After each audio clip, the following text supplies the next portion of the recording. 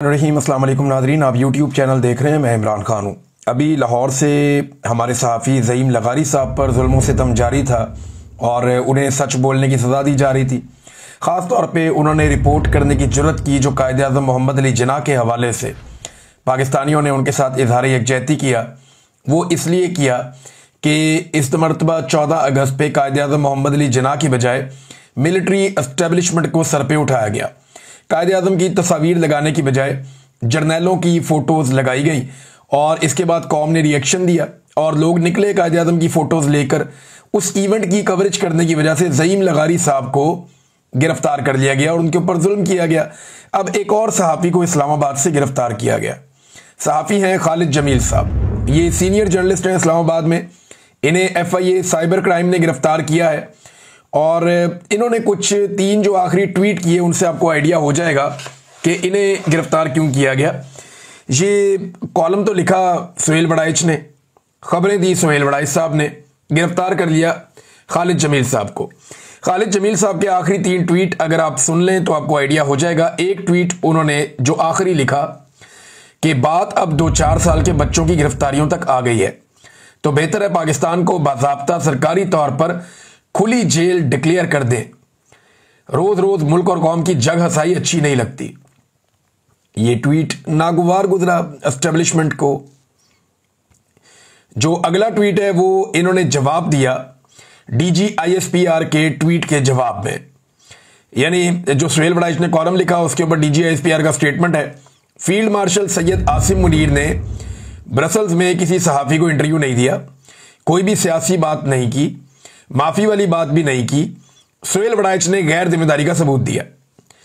अब इस पे खालिद जमील साहब लिखते हैं कि नानी ने कसम किया, बुरा किया, करके छोड़ दिया और बुरा किया। ये DG ISPR को उन्होंने एक मिसाल समझाई। देखिए, सीनियर सहाफ़ी कोई भी होगा ना पाकिस्तान में, वो ये मानेगा ही नहीं कि सुहेल बड़ाइच ने आर्मी चीफ से मुलाकात के बाद इतनी गैर जिम्मेदारी के साथ कुछ लिख दिया या मर्जी के बगैर कुछ लिख दिया। आर्मी चीफ से जो एक आदमी मिलता है उसकी बाकायदा लिस्ट होती है और उस मुलाकात के बाद बाकायदा आगाह किया जाता है कि ये बात आप पब्लिक कर सकते हैं, ये नहीं कर सकते। ये कोई रोटी को चोची कहने वाले लोग नहीं है।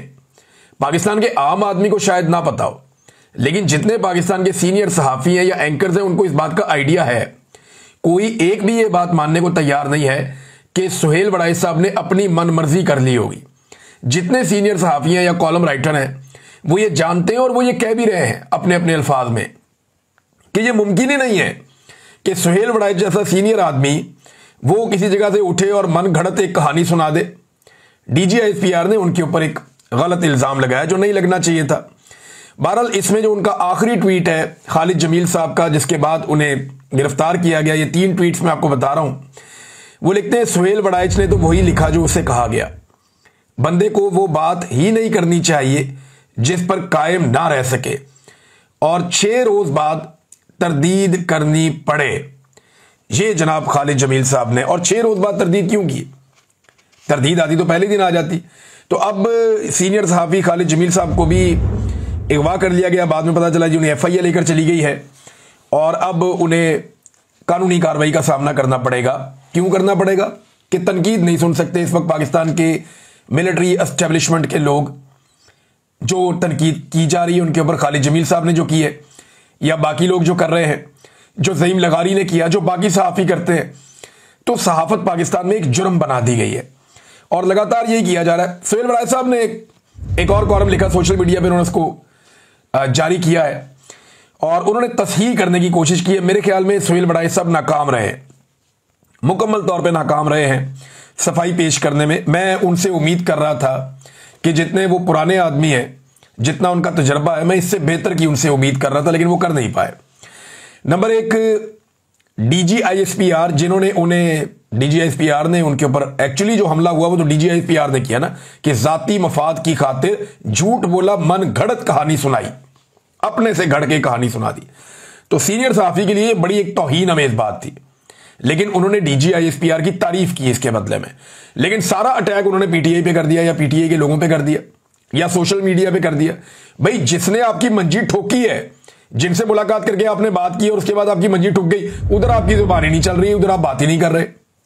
लेकिन जो लोग उसकी निशानदेही कर रहे हैं वहां आप बात कर रहे हैं। देखिए, पीटीआई ने सुहेल वड़ाइच साहब को यह बात समझनी पड़ेगी, पीटीआई ने खबर देने पे सुहेल वड़ाइच साहब की कोई तनकीद नहीं की, कोई क्लास नहीं ली।